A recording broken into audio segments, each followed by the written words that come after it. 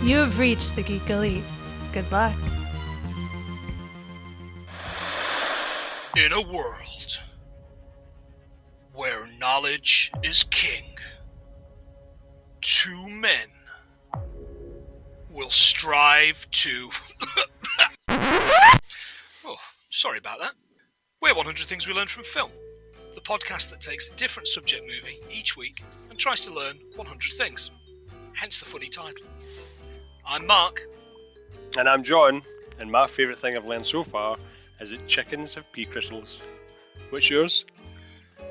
Quite. Do you know the mosquito in the original Jurassic Park is the only type of mosquito that doesn't actually suck blood? So in this case, no blood, no dinosaurs, no film. So that's us, 100 Things We've Learned from Film. Check us out wherever you get your podcasts every Monday.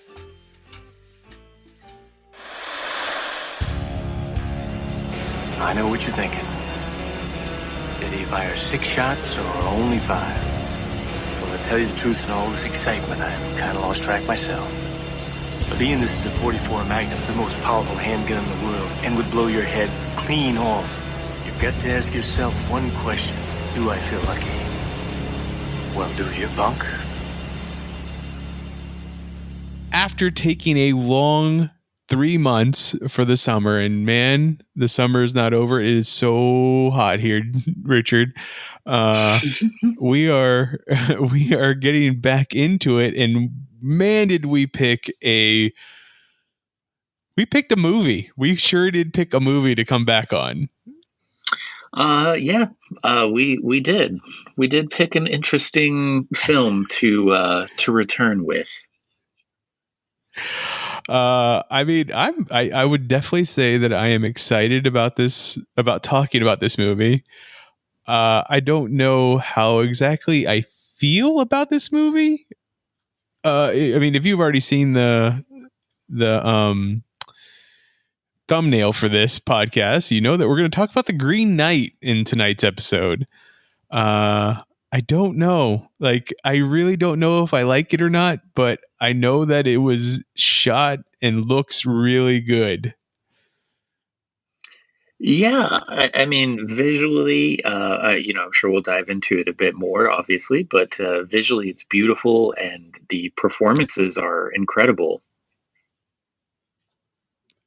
So, if you're ready for this, we'll be talking about The Green Knight. But before that, we're going to talk a little bit about some entertainment news, and then also what we've been watching while we've been gone. So, AMC has came across and struck a deal with Warner Brothers, who famously this year, 2021, released all their movies that were going to be in theaters on HBO Max, day and date, for 30 days. We even reviewed a couple of them, was it Judas and the Black Messiah, Mortal Kombat, those ones all got released day and date. But they're going to do a 45-day theatrical window, which I believe Paramount does with their movies with Paramount Plus also. Okay. So how do you feel about the 45 days? Because it used to be 90 days, didn't it? I feel like it used to be a little bit longer. I don't... as long as they don't do what Disney allegedly has done, which is, screwing people out of money that they've been promised due to contracts and stuff, if they go back and renegotiate that so that those movies can come to streaming platforms sooner, and they're still willing to kind of compensate those people for their labor, I don't really have any issue with it. I don't think it's a big deal. Obviously it's, it is going to probably have an impact on the theater industry, which is incredibly unfortunate. As is, I don't know whatever's going to happen, because the numbers are obviously starting to go back up again in terms of COVID cases. So I'm sure that's going to start scaring people probably away from going back to the theater as much as they were over the past few months, potentially. Maybe it won't, but yeah, I'm sure they're looking at those numbers, and I'm sure they're probably kind of kind of expecting that to be the trend as well. So I would imagine that's probably why they're trying to close that release window exclusivity thing down a little bit, you know? Yeah, no, I think it's definitely what you're speaking about earlier was the ongoing Disney Scarlett Johansson lawsuit. I assume.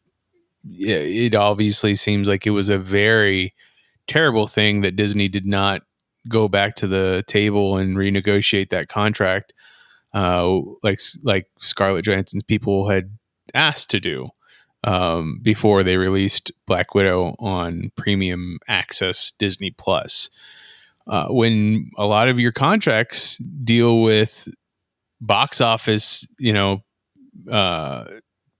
percentages on the back end, you're taking a lot of money out of people's hands that put that into their contract. So it's a big deal, and I think Disney definitely did not handle this correctly, especially in the court of public opinion.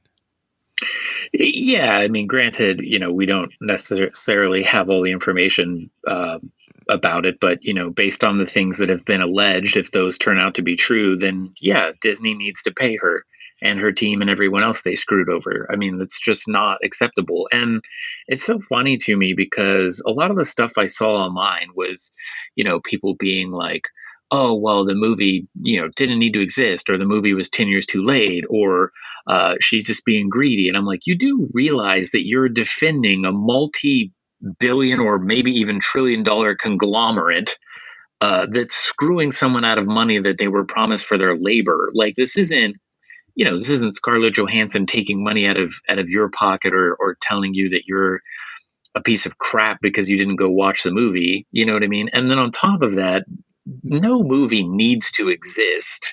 And yes, Disney should have done something with this character a long time ago, but they didn't. But that's still no excuse for them to do the things, if they, did the things that were alleged, I guess I should say.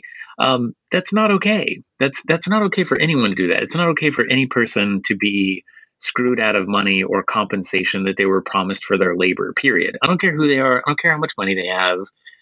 That's not okay. No, it's not. You're absolutely correct. Does not make any sense whatsoever. But that's it. We're going there. At least Warner Brothers is going to be going to a 45-day window, and that's I think that for people that aren't willing to go back to the movie theater, or not willing, I don't want to say that, don't feel it's safe, or if you just prefer to stay home, which is completely cool, a 45-day window is not too bad. Yeah, I think 45 days is completely reasonable. I don't know. I mean, it's still it's tough, and it's really, I think, unfortunate for the theater industry. But I mean, they have to get the movies out there somehow. So I mean, like, I do see that side of it as well. But they definitely need to be doing things the proper way and buttoning up people's contracts or renegotiating them, but it's tough. It's a tough situation for everyone to be in, Yeah, exactly. And then AMC Entertainment Chairman CEO Adam Aron also said that the AMC chain, theater chain, will be technologically equipped to start accepting Bitcoin payments for U.S. movie tickets and concessions ordered online by the end of the year. And they'll also start accepting Apple Pay and Google Pay. Now, I am not a cryptocurrency person. I don't know really anything about it.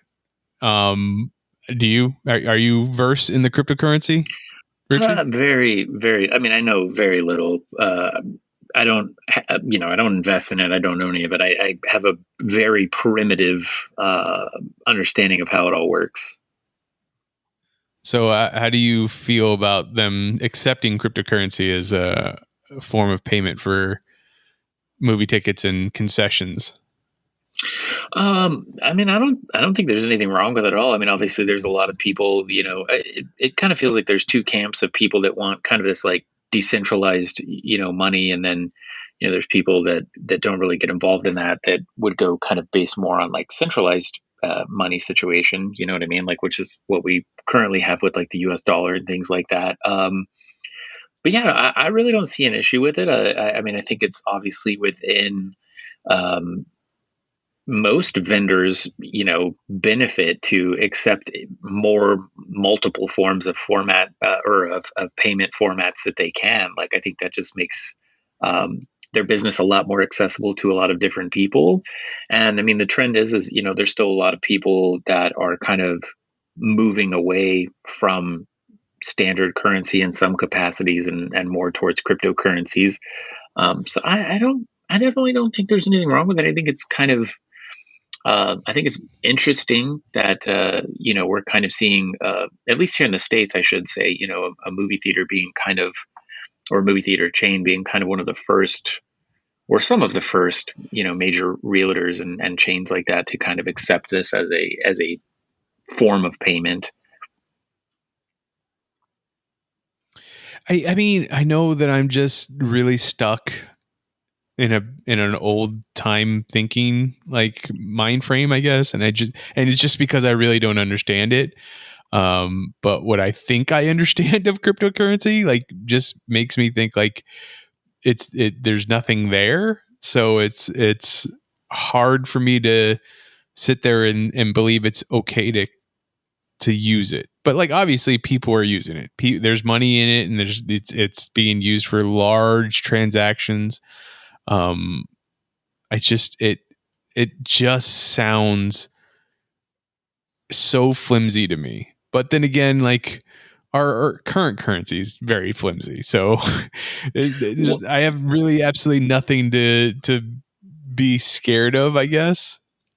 Well, I mean, it's the unknown. I mean, there's a natural humanistic instinct, I think, to be kind of on the fence or a little bit more intimidated or fearful of things that we don't quite fully understand. And I mean, I think you're absolutely right. I mean, our monetary system that we have now is obviously not any more real than cryptocurrency is. I think we'd all like to believe that it is, but in the actuality of it, the only reason that anything has any value to it is because we as a collective group of people determines or decides that it does. So I don't really think Bitcoin or cryptocurrency in general is really any less illusionary or any less of an illusion, if you will, than our regular monetary systems that are already in place. And it's pretty wild because I think it was El Salvador that actually has now accepted this as their official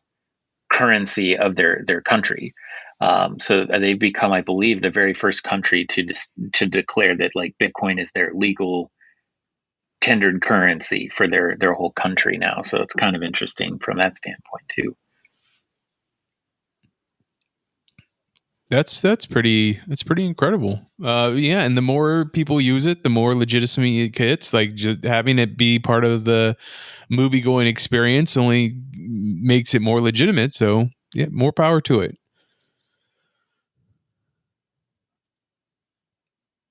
So those are the stories that I wanted to come talk to you with. But like 3 months, we hadn't talked about any movies or TV shows. Like.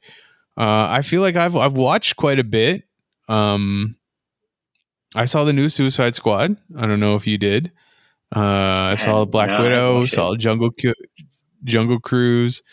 I even saw something. Oh, I saw the new Fast and the Furious movie. Now, Richard, you and I have a long history with these Fast and the Furious movies, and to my understanding, you have yet to go watch Fast 9. Yeah, I haven't seen it yet. It's not that I won't watch it. I haven't had a chance to see it yet. You're lucky that you don't live near me anymore. I would like handcuff you to me to make sure you go and watch these movies. Did you enjoy it? I did. I really did. I mean, how much of the movie do you know about? Of Fast 9? Yeah, just from the trailers I and maybe mean, what other people have told you. I feel like all of it. I mean, is it really? I mean, is it really that different than the other 8 movies before it? No, not really. Obviously, the big theme in the Fast and Furious movies is family, right? So, Yep. we get to meet a new member of the Toretto family that you didn't know about, Jacob, played by John Cena. Which, I mean, that doesn't even And seem fair to the it is audience. I mean, some. can anyone even see him? Oh Like, is he no, you actually in the can't. movie, or You did just they just put his name on it? it's theater of the mind. You just have to imagine John Cena in the role. No, but you have to like. I think it's probably one of the worst, or I guess one of the biggest miscasts ever. Hmm. Putting John Cena in this movie, just because, like, I don't know if I don't know how many John Cena movies you've watched in your movie history, but like he's better as a comedic actor. He has really good comedic timing. He has a good presence to entertain. Putting him in this stoic, wooden, mean guy villain role just was like, yeah, it's not working for me.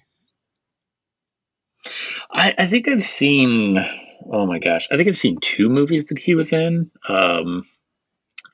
Oh, what was it? The Marine or something like that. I think was The him. Marine, yeah. Yeah, and then there was like a comedy that he did.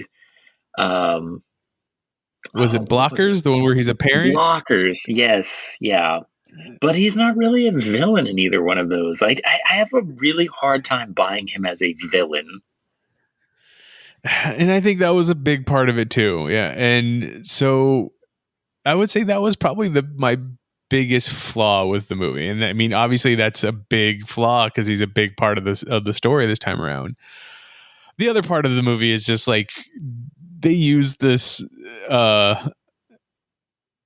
plot device of magnets way too much in the movie. Like it's used so much to get them out of so many different scenarios throughout the movie, which I was fine with them just using car to get out of all the scenarios and all the other movies, but like using these magnets this time around, just like, okay, I'm good with the magnets already. Let's move on to the next thing. Let's see what you can do with the car next thing. And then of course, as everybody predicted, we went into space. Yeah, imagine that. That's awesome. I did hear someone's theory earlier today. I think it was earlier today, where they was like at the end of Fast and the Furious 11, because I don't know if you heard that they're filming 10 and 11 back to back, and that they're going to end the series with 11 instead of it with 10. But at the end of 11, they should have Vin Diesel's character Dom like go into space and get lost. Like he gets separated from everybody else and he's stuck out there. And then like the end credit scene is him in a alien prison as he's getting surgery done on him, and he opens up his eyes and he has the shine job, and thus it's the beginning of Pitch Black. I could just imagine that if they reshot part of that scene with him floating away in the car and be like, they say that when you go into cryo, the primal part of your brain stays awake. I guess that's why I'm still awake. Like, oh my gosh, dude. I would just be dying. It would be hilarious. Oh man. But yeah, like I've generally had a good time at a lot of the movies that I've gone to see since COVID numbers went down. Unfortunately, they're going back up. Black Widow was a lot of fun. Jungle Cruise, not for me, but like, sure, I get it. I get why a lot of people liked it. I thought there was some issues with chemistry between the two leads, but yeah, other than that, I've been enjoying going to the movies. Now I understand you didn't go to the movies and you didn't watch any particular movies, but have you been watching anything? I haven't done much. Again, that's why we haven't been recording, is because I haven't had much free time. But I did actually get to sit down and watch I kind of binged it, which was actually nice because I haven't done that in a while. But kind of binged the first season of Ted Lasso, which is, I believe, an Apple original or an Apple exclusive. Yeah, Apple TV Plus original, I believe, is what they're going with. Yeah, have you watched it at all? I did. I watched the first season and pretty much bawled my eyes out at so many different parts of that first season. The second season is definitely a different direction, but Oh. I'm enjoying it. What were your reactions to the first season? Well, it really, I guess it caught me off guard a little bit because I really didn't know anything about it. I just knew that Jason Sudeikis was in it, and it was getting some pretty good, criticism or feedback or whatever you want to call it. And I was like, well, I like him, and I like a lot of stuff he does. His humor is usually pretty good. So I sat down and watched it, and it's kind of, I guess, a little difficult for me to explain because it's not necessarily like it's not like necessarily like a bright comedy in the sense because there's a lot of really horrible stuff that happens to the characters, uh, but it never seems to leave you without this overwhelming sense of positivity and hope, which again I think is pretty remarkable for the circumstances that a lot of these characters are put into. They're pretty awful things for people to have to go through. So I found that to be quite interesting that they were able to balance that way. Yeah, the character of Ted Lasso is just so upbeat and charismatic that it does make that show seem like a very positive show, right? Hmm. No, yeah, definitely. I mean, Yeah. it like I said, it really does kind of cast them into these kind of unfortunate situations, but for the most part, uh, there's just, like I said, there's this overwhelming sense of positivity to it that you can't help but kind of like keep cheering for all of them and wanting them to, pull through it and have better days ahead of them, so to speak. Um to think that this all came from a what was it? A commercial, an NBC Sports commercial where Jason Sudeikis was playing a college football coach. Like and then they just turn it into a TV show. Like that's impressive. I did, yeah, that is crazy. I had no idea that that's kind of what inspired that. Yeah. Yeah.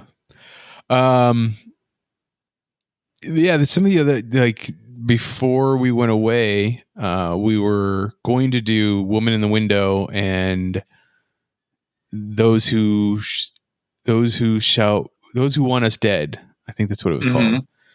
And I don't know if you got a chance to watch either one of those, but the Woman in the Window, kind of a retelling of Rear Window with Amy Adams. That was actually a really good movie. I really enjoyed that. It's a lot of it's a real psychological thinker, and having to deal with grief and how it affects people in different ways, and it was real good. I really enjoyed that one. Did you No, get a chance to I watch didn't get it? a chance. I didn't. It's still on my list, and I really do want to give it a shot and check it out because I remember when we were kind of having that conversation, like, "Hey, do you want to watch this one or this one?" Um, and I just remember watching the trailer for it, and I feel like the trailer is really well done at drawing you in because I still can kind of vividly see some of the images from the trailer, and so I do really need to watch that. It looks really, um, like you said, it looks very kind of, I guess, different and perhaps even in some ways a little bit challenging, I guess, to kind of make you really, dive in and pay attention to what's happening. But it looks like it's got a very unique and interesting concept, so I definitely do want to check it out. Really, really makes me think. Why is it that, I mean, not that it's a bad thing, but why is it that people keep going back to the well that is Rear Window? Like,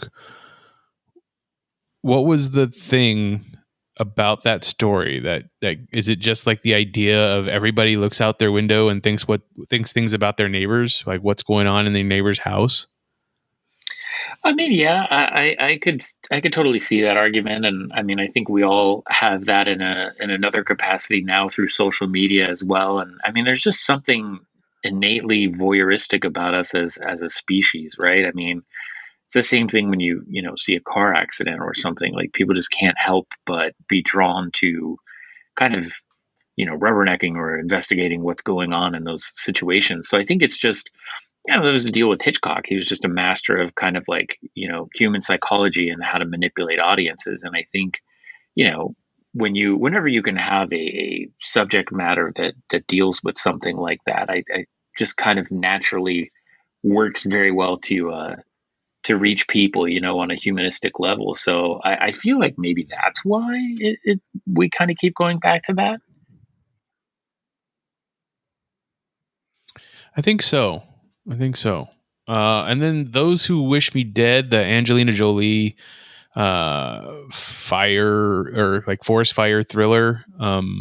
It has so many things going on in that movie that it just, I don't know, some things just didn't land with me. Like I get it. I get what they were doing, and it felt very video game-ish, but it just also was just a plain action movie. There was nothing too stand out about it, which like it seems like it's been forever since I've seen Angelina Jolie in a movie, and for this one to be the one that got her to come back, I don't know. Have you seen her in anything lately? No, I was going to say I completely agree with you. It's been I don't know, it feels like years since I saw her like actually starring in something. Yeah, I think the last thing I would have saw was like Maleficent sequel, So that was 2019, and this is 2021. Obviously, we have Eternals coming out, so I don't know if that was taking up a lot of her time too. But yeah, it seems like it's been a while since I'd seen her in something. So if you're a fan, I mean, there's a lot of other great people in the movie. There's Aidan Gillen, is how you say his last name. Aidan Gillen, Nicholas Hoult, John Bernthal, Jack Weber, Tori Kittles. There was a lot of people in that movie. So, but it's just a very standard action flick. Okay. So you don't recommend that one as much as the other one, then I take it, right? Yeah, Woman in the Window I thought was it kept my interest a lot more. I'll put it that way. Okay. All right. But let's get into talking about The Green Knight. What did you know about this movie going beforehand? Because I feel like this is one of those movies that is hurt by the trailer. Because the trailer makes you feel like you're going to get one type of movie, and you're definitely not getting that movie in this movie when you go to see it. I could see that. I really didn't know too much about it. I mean, obviously, now having watched it, I know it's kind of about some of the what would you call it, Arthurian stories or Arthurian history, like King Arthur. Yeah, I don't even know if I'm saying that. Yeah, right, it's very Arthurian legend that most people. Yeah, and this is based off of a poem from Arthurian legend that is about Sir Gawain. Yeah, so I didn't really realize any of that going into this. I basically really got kind of interested in seeing it because it was A24 and it was David Lowery, which he did A Ghost Story, which I really, really enjoyed. And so, really, I don't want to pass that up. You really enjoyed A Ghost Story. I did not care for that movie. Yeah, I could totally see that. And the reason that I say that is I have a suspicion that most people probably are not going to like A Ghost Story, to be honest with you. As I think that would be the case with this film as well, I have a strong suspicion that a large portion of people that go to watch this movie are not going to enjoy it because, similarly, A Ghost Story is not very commercially put together in terms of the sense of a film. It's a lot more, I guess, artistic in some ways, or experimental in others. However, you want to kind of dissimulate that, but yeah, so I really did like that. I didn't see Pete's Dragon, which I saw that and I thought it was great. yeah, so that was also David Lowery, and he also did The Old Man and the Gun and Ain't Them Body Saints. And I saw that. Mhm. I saw The Old Man and the Gun, and I'm about 50-50 on it. Like, there was stuff in there that I liked, and there was stuff in there I was like, oh, you probably could have got rid of some of that. Well, we'll hang on to that because I would imagine that's probably going to be part of your assessment of this movie too, if I had to guess. I think you're pretty correct. Okay. Yeah. So that was that was really kind of all I knew about it. I mean, I didn't even realize. I don't remember. It's not like I saw a lot of trailers for this. I think I maybe only saw like one teaser and maybe one actual trailer. But like, I didn't even realize Alicia Vikander was in this. I didn't realize Joel Edgerton was in this. Like, I pretty much just knew David Lowery and Dave Patel, and I was like, okay. And then the A24 thing. So I was like, all right, yeah, like I'm totally into to go check this out and to see it. Yeah. I didn't know that Alicia Vikander or Joel Edgerton were in this movie, or even the actress that plays Dev Patel's mother, Morgan Le Fay, Sarita Choudhury, which I've seen her in lots of things recently. And then the Green Knight was played by Ralph Ineson, which we see him, like, you'll be like, oh yeah, I know who that guy is. And then Barry Keoghan, who was just in 1917, I believe. Is that right? Oh, or yeah, was it Dunkirk? I think so. No, he was in Dunkirk. Might have been done. Yeah, I'd say it might have been done. One of those. Yeah. Yeah.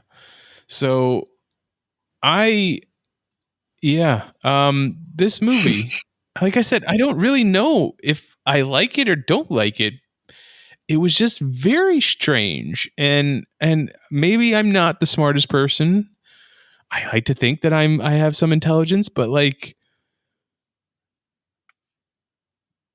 I feel like there is more than what I was being shown that I was supposed to get, if that makes any sense.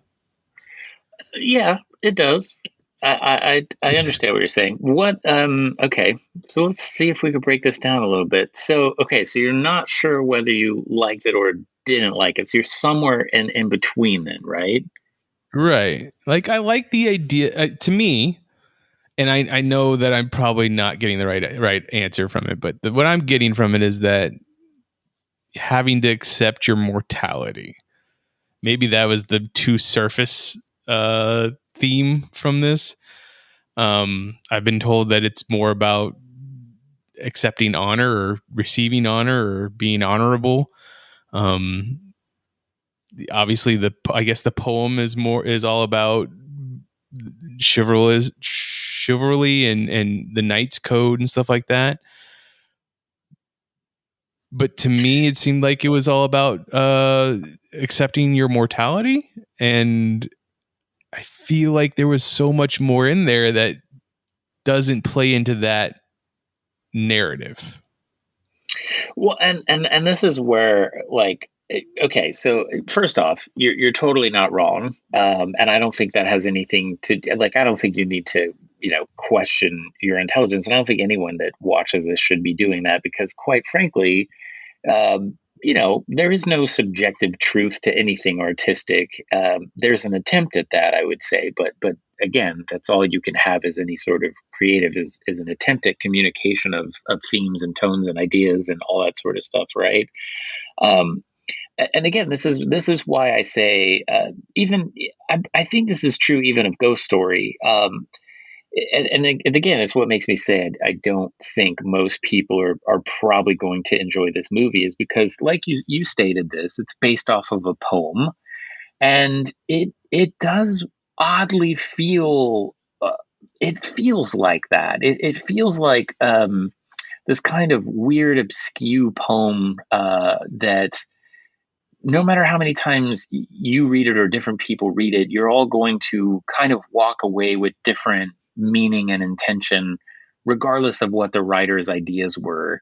Um, and I would say I agree with you. Like, I'm not even like, I liked elements of it, but there was other things in the movie that we'll get into it, I guess. But there's other things that happen that just kind of jarred me out of the story. And so I definitely don't think you're wrong. I think there was this maybe creative idea to try to kind of have it be very dreamlike and very poetic. Obviously being based off of a poem, I think it's trying to somehow replicate that kind of weird cadence that poems have. And I think all of those things are going to help this film for some people, and I think they're going to make it unwatchable for others, or almost unwatchable. Okay. And I know that, like, you would definitely say that my biggest issue with the movie, and it probably is my biggest issue, is the pacing. It is a very slow paced movie. Like, there are scenes that are, good amount of time of him just walking along or riding along on the horse. Yeah, and I would even say the pacing is very slow, definitely, and I think that it also is going to be an issue for people. But I'm not even so sure in this instance that just the pacing is your the speed of the pacing of it being slow is just your thing. I think some of it is also, and this was at least for me too. It feels very like fragmentedly disjointed. Like, it doesn't feel like it's a cohesive story of Sir Gawain. It almost kind of feels as if we were watching this from everyone else at King Arthur's table, like each saying, maybe 5 or 20 sentences about Sir Gawain's journeys, right? Like, it doesn't really feel like it's just this progressive story about him from beginning to end. Like, there's all these weird segmented moments that, like, and each time you get into one of those moments, you kind of start really getting pulled into what's happening there. And then boom, we're in another like side quest of Sir Gawain, and it's like, wait, what is happening? Like, why are we doing this? Like, it's almost like it never gives you quite enough time to really get immersed into each of these, pivotal moments in his journey, if you will. Do you know what I mean? No, yeah, no, I get exactly what you mean, because, like, as soon as I'm starting to, I guess, interpret, for lack of a better word, what I'm watching, it definitely switches. Like, we're let's just jump right to the journey. Like, we just figured out that what he has to do. He has to go on this journey. I mean, that's after we see that his mother is the one who summoned the Green Knight. Like, I'm guessing that's what happened in that scene. And then he's on the journey, and we're seeing all these people cutting down these trees. And then the scavenger shows up, and it's a battlefield where a bunch of people have died, and he leads them in the wrong direction. But then he ends up it's kind of the right direction. But then he takes his horse, but then he gets his horse back at the end of the movie. And then he takes his axe, but then he gets his axe back at the next scene, at the house where the headless girl lives. It's like, as things keep progressing, the story doesn't, I mean, as slow as it is, it doesn't let you, I don't know, maybe it's just me, and it doesn't let me interpret what it is that I'm seeing, I guess. No, yeah, but that's I agree with you. I think that's kind of the biggest issue that I had with this too was you get these moments. I mean, first off, the whole thing feels obviously like a fever dream, and maybe it is, right? It is It kind could of hard very to much could be, say. yeah. Yeah, it really is kind of hard to say what's actually happening and not happening in this movie. Obviously, it's all meant to kind of be this formative magic thing to really allow him to come into his own and to change and to grow and do all this sort of stuff. But yeah, I would say I have to agree with you though. It feels very, because again, I think if the movie was just slow, but it was done in a way that you could really allow yourself to get entangled into each of these plot moments, I don't think you would have had as much issue with it, and at least I wouldn't have, because I typically don't have issues with slow movies, um, but to me that jars you out of it, and it really does, seemingly for no reason. It's like I feel like there is a way that this story could have been told a little less fragmented.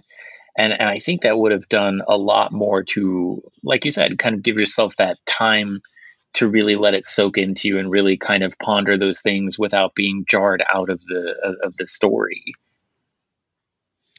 So why do you think his mother summons the Green Knight?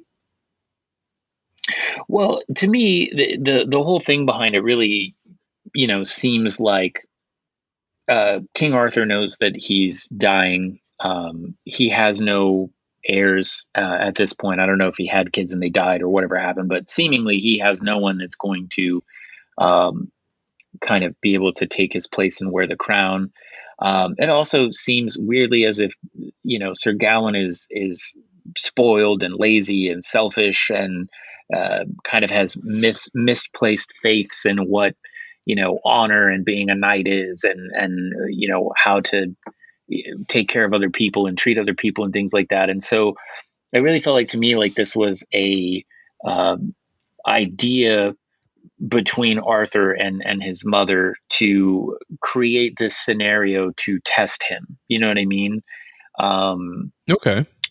Because the king does seem to be heavily involved in this. When the Green Knight shows up, I mean, he had just called him up to sit next to him. He explains, "Hey, I've never really seen you. I've never really paid attention to you, even though you're like my nephew, and I should have had you sit at my court a long time ago."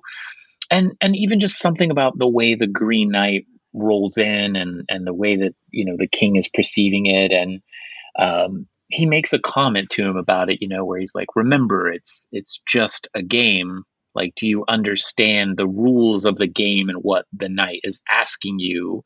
And of course, Sir Gawain says, "Well, yes, I get it," but clearly he does not. So I don't know. That's kind of what I took from it, is that this was, yep. And there's also a line in there too where the king and the queen are like, tell us the story of Sir Gawain, and he's like, "Well, I don't have any stories," and then the queen says I something, haven't "We don't gone on have any any yet." adventures. I haven't done anything. Yeah. And then all of a sudden this Yeah. happens. So just a little too coincidental for them to like obviously not be in the loop on these on this and on this happening. So to me, it just felt like it was a test and a wake up call, to get him to launch into the knighthood that he needed to become. It's essentially it's every parent kicking their kid out of the house. Yeah. You need to Yeah. make something of yourself now. Right. Get a job or get out. Yeah. We're at the scene when Gawain, takes up Excalibur and he's about to fight the Green Knight in this quote unquote game. Like he literally puts the axe down and kneels before him. And I mean, if you listen to the rules that the Green Knight said, why go for the decapitation blow? Why not just be like, tap. Here you go. All right, I win. I'll see you in a year. Like, obviously, he needs the fear for the story to progress. He needs the fear to be there for when he gets to the Green Knight. But like, who in their right mind hears the rules and says, "Yeah, I'm gonna cut your head off so that when you see me in a year, you get to cut my head off." Well, right, but I think that's I think that's what I'm trying to say is he's saying yes, he acknowledges the rules, but he obviously wasn't paying any attention. He was probably number one, afraid.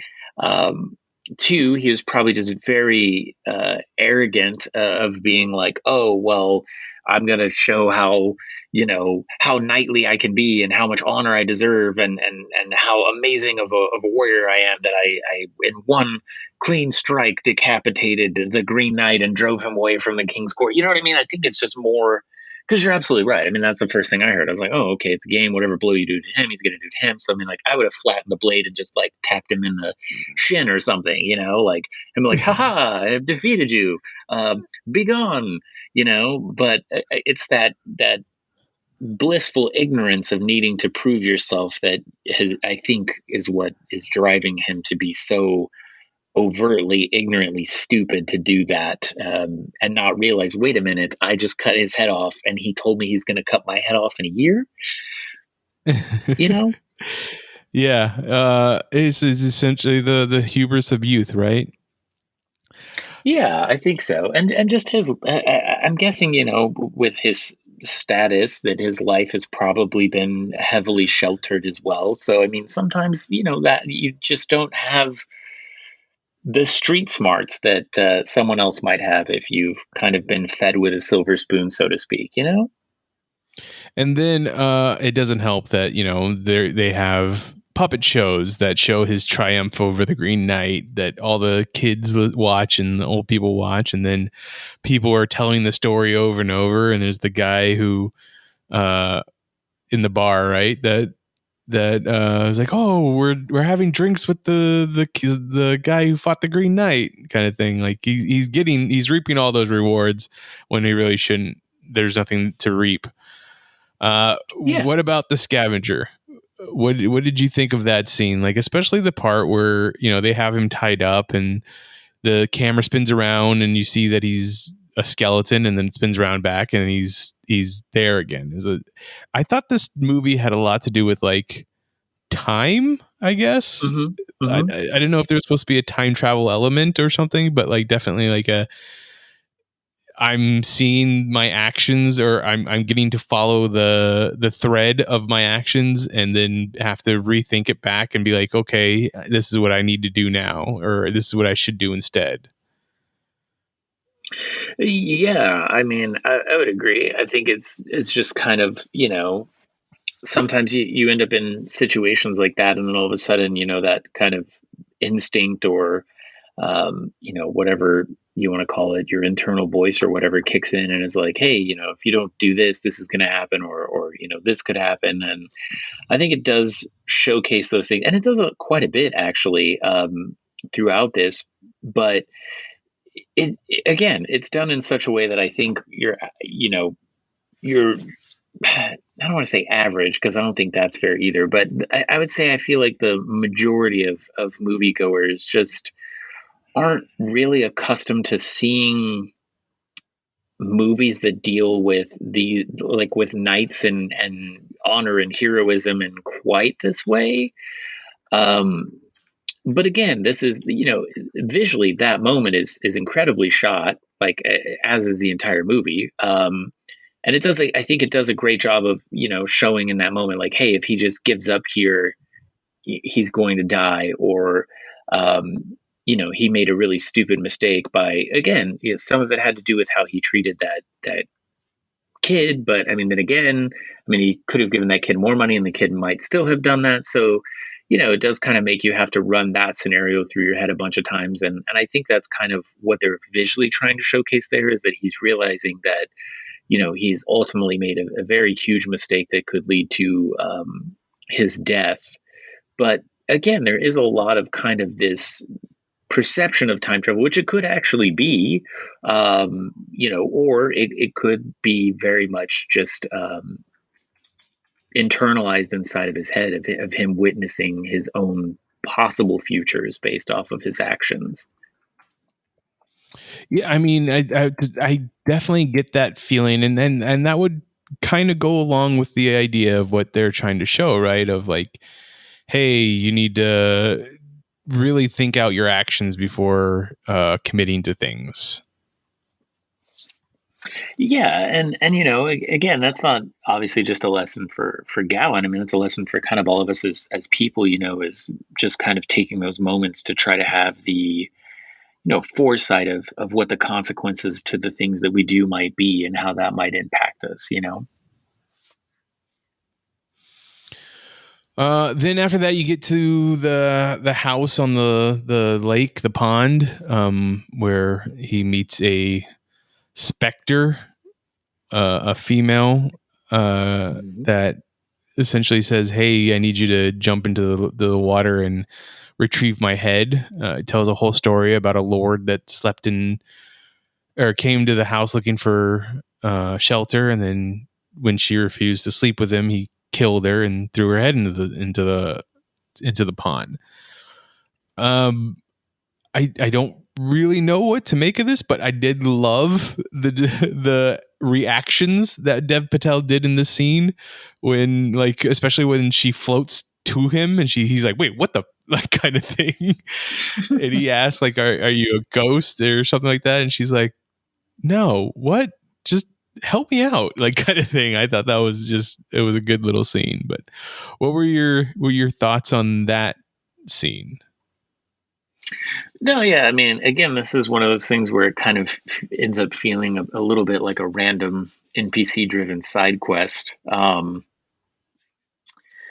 Obviously, he kind of does it, right? But he's got that line in there like, "Well, what will you give me if I retrieve your head?" And then she's like, "Well, why would you ask me that?" And I don't know. I mean, that would have been my first question in any video game I ever played too. I'd be like, "Well, I'm not going to just walk over there and grab your head out of this bog, swamp lady. I'm going to need some coin or something." You know what I mean? But ultimately, he does it, and again, it's just one of those many tests that kind of are fragmented along his way. She does make the one thing that and again, I don't know, it's been a little while since I've seen this because we still weren't able to record right away, but there's still some kind of weird thing to that though, where she's talking to him about basically someone who came and assaulted her and then cut her head off, but then she's asking him if it's him, like she's almost implying that it was actually him that did this. So, like, I don't know. I thought that was kind of interesting from that perspective. But and again, the visuals of this are incredible. The way that it's shot, the lighting gags that occur in the scene, with how it's kind of like super bright. I think it was like maybe red, and then it turns to white or something like that. There's like some color shifts and some intensity shifts on the lighting.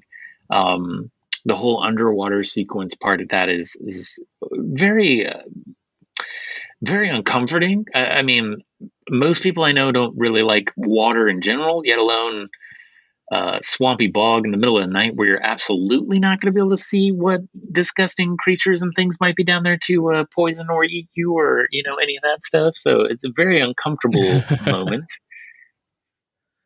But yeah, again, very strange, but enjoyable, but strange.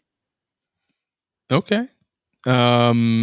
I think the next is that we come up on the Lord and the lady, right, in the house. Mm-hmm. Or no, it's the fox next. The fox that follows him into the cave. Oh, right. Which I thought very much was supposed to be the lady that he retrieved the head of, but that doesn't quite change out unless like all the people he meets on the road are essentially the Green Knight, just in different forms. Which apparently in the poem, the Lord and the Green Knight are more hinted at as being the same person. But in this, they don't really give you that hint at all. So, yeah.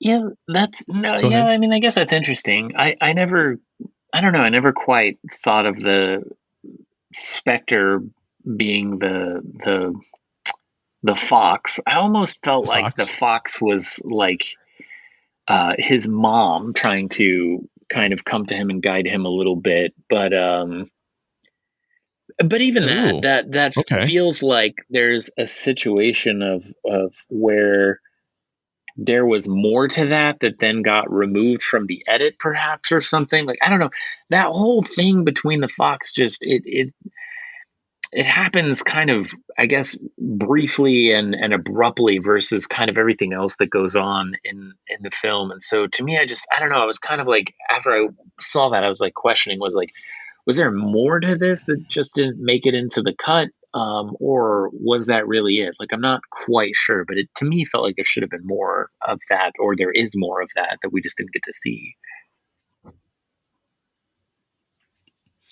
Yeah, and then the trying to stop him from getting into the boat kind of thing. That was interesting. But then we get to the house, and Joel Edgerton is there, and then Alicia Vikander, who's playing the second role, because we saw her earlier as I want to say prostitute, because it seemed like a brothel that she was in, but obviously someone that Gawain enjoyed being with. Now is a lady of this house. Not supposed to be the same character, but definitely played by the same actress.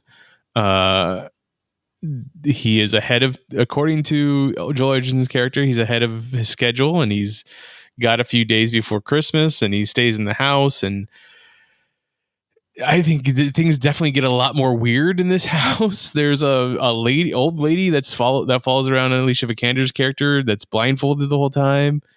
Was it they take him in to make sure that he's healthy. Joel Edgerton's character, the Lord, says, "I'll go out and I'll hunt and I'll bring stuff back so that you don't have to do anything but sit here and rest. I know all about you. I know about your journey to the Green Knight. You have a few days." Alicia Vikander shows him books and shows him a way, essentially what looked like photography, I guess. I don't know. Mm-hmm. Yeah, it is. Yeah, it was A camera picture of obscura. him. Mm-hmm. Okay. And then there's a weird like hand job scene, and he gets back the girdle that he had lost earlier when the scavenger stole it from him, which was something that his mother gave him that said, like, if you wear this, you can't be struck, kind of thing. So all of that, It was, yeah. Basically, any blow that you received wouldn't kill you as long as you were wearing that. So, like, even if he got his head cut off, he wouldn't die. Like, his head would still be there until he removed the wasn't quite a sash. I guess the it's kind of girdle. more of like a belt. Is that what you think is a girdle? Yeah, It's just a that's piece what it's being referred to in other things really? as a girdle. Oh, okay. Yeah. Yeah, well, I mean, I guess maybe back then, maybe that is what they called it. Called it. Yeah. Yeah. And then yeah, as he's leaving the house to go on the rest of his journey, Joel Edgerton stops him, and because he said, whatever you get in the house, you have to give to me too, which is very similar to the whole whatever blow you hit on me, I get to do to you from the Green Knight. So there's maybe your little bit of vague connection between the two. And then Joel Edgerton kisses him, like the Lord kisses him, and I was like, oh, all right. I mean, he got the kiss from the lady before they made that deal, but okay. And then he gets on the boat and he heads towards the Green Chapel, and he gets to the Green Chapel and he sits there for a day waiting for the Green Knight to wake up. And when the Green Knight wakes up, he's like, okay, I'm here. I'm going to deal my blow. And he stops him like 3 times before doing it. And he's like, wait, isn't there more? Isn't there going to be more to this story? Like, I don't understand. And then eventually when he's about to come down with the axe, he's like, nope, I got to go. And he runs away. And then we see the rest of his life play out, where he gets handed the sword because he tells everybody that he took care of the Green Knight, or he went on his journey and all that stuff. he's handed the Excalibur. He becomes the new king of, I don't even know, what is it? The king of England? Is it the king of Britain? What is the I don't know. King Arthur Good supposed to be the question. king of? All the And Brits? I he don't know. plays out Good his, question. all the Britons. He plays out the rest of his life to the point where, he's not that good of a king. Like they're being overtaken, and eventually he pulls the girdle off and his head falls off because I guess the Green Knight did strike him at that one point, and now he's dead. Yeah, and I mean, I guess to go back a little bit, obviously the house sequence, the woman with the blindfold is also very indicative of his mother, because there's many scenes where she's wearing the blindfold and summoning the Green Knight, and I think it's just kind of this again kind of mental challenge for him to be placed between the things and ideologies of his mother and becoming king, and this woman that he loves that he's not really, I guess, supposed to love because of his status. But even then, he like kind of loves her, but like not really, because there's a part where he's going to leave and she's asking him about making her his lady and all this sort of stuff, and he never says anything back. So it's kind of interesting, I guess, from that standpoint. And she has that whole speech that's just it's a wonderful speech, but she's talking about how eventually everything turns back to green, or that everything goes back to nature, no matter how long things might go on. Eventually everything goes back to nature. So it kind of ends up becoming this whole weird amalgamation of like your ignorance of your actions leading you towards your desire for these legacies and memories that you haven't even fabricated or you haven't even forged yet. You've just fabricated them in your mind, I guess. And then, that I guess that kind of goes into the end sequence there too, where, you do have the Green Knight and he, gets ready to cut his head off, and it flash forwards to all of that sort of stuff. And you kind of see all of those, ideas that he had, all this imaginatory desires of what the honor was going to be like for him, and how he was going to rule and be such a great, king. That's kind of the same way that he is towards the beginning, right? Like he's like, well, I'm going to be this amazing knight. I'm going to change my life. I'm going to have honor, and I'm going to do all that by cutting someone's head off in a game, which any other person would have been like, yeah, that's a horrible idea.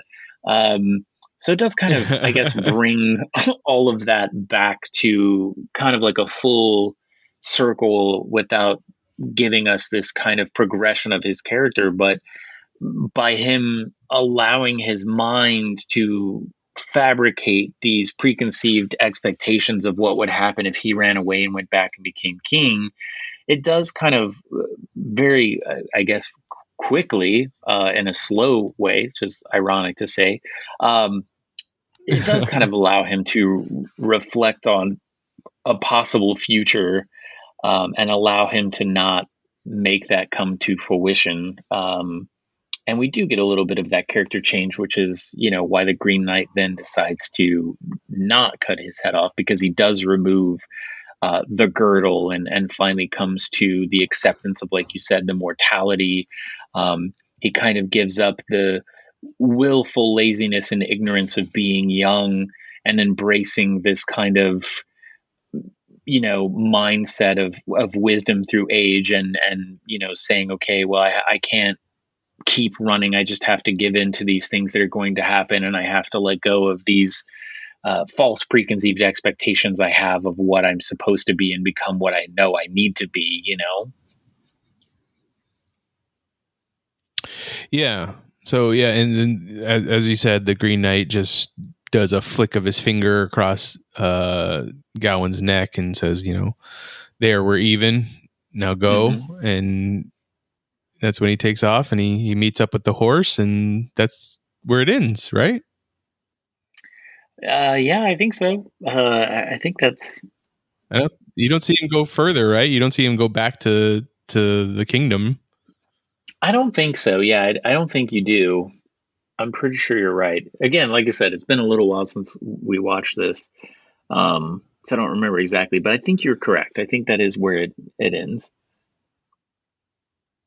So, we talked about the story and we talked about the directing. Like, what did you think of the cinematography? I mean, again, in terms of the cinematography, it's very, very beautifully crafted. I mean, they did such a great job of really. I don't know. It's very strange. I mean, this film feels so much more atmospheric than story. Which, again, I think for some people is going to be a bad thing. You know what I mean? Like, some people will say that it's all style over substance. But I think rather it's more of an attempt to enhance the substance with the style of the atmosphere, because it really does feel like a very unique world. And even though it's sort of set in medieval times, it has this weird vibe to it that it could be happening at any time period, which is oddly strange, because you're like, well, there's knights and horses and stuff, but it also doesn't feel 100% historic. And I mean, my gosh, there's so many just incredible moments with the lighting. There's so many different types of like lighting gags and things like that happen, and the color palettes they chose, and the saturations of green are just, as the Green Knight kind of comes into it, and as we kind of progress through the story, it just becomes so overwhelmingly green and so saturated with it that you, as a viewer, just really feel like you're also being overtaken by nature. And I don't know. I was totally blown away by it visually. And I mean, not just the cinematography, but I mean, the production design's absolutely wonderful. The wardrobe is fantastic. The visual effects that are in this are amazing. I think they were done by the Weta Workshop or something like that, but they're absolutely like, everything in this movie is top notch. It's just not going to be large Commercially scale viable movie, embraced. Yeah, a large commercially embraced film. Yeah. The cinematographer was Andrew Draws Palermo.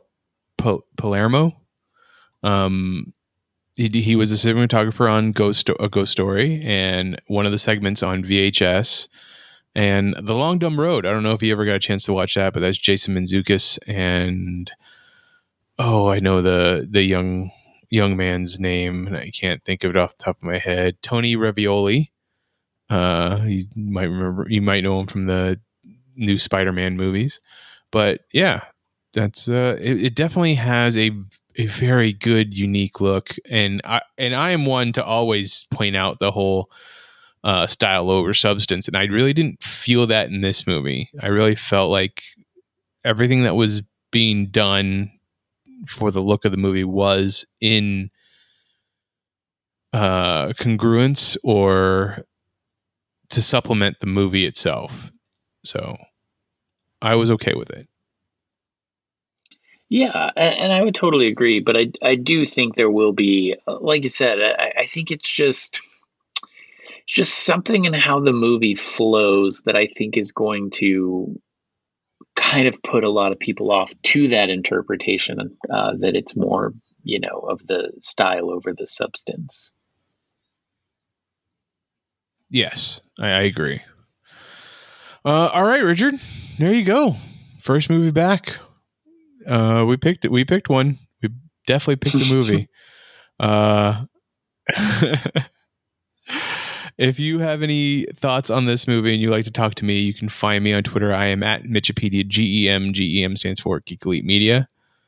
Richard, where can people find you online? You can actually head over to rycowen.com, RICOWN.com. The rest of Geek Elite Media is at Geek Elite Media on Twitter, at Geek Elite Media on Instagram, and Facebook.com/Geek Elite Media is our Facebook page. Check out archived episodes of this podcast and other podcasts on our website, geekelitemedia.com. Whatever podcatcher you use to listen to us, please rate and review us. It helps spread the word of our network. But until next time, this is the Mitch and Rich Show on the Geek Elite Media Network saying always remember to geek out. This concludes our broadcast. Beep.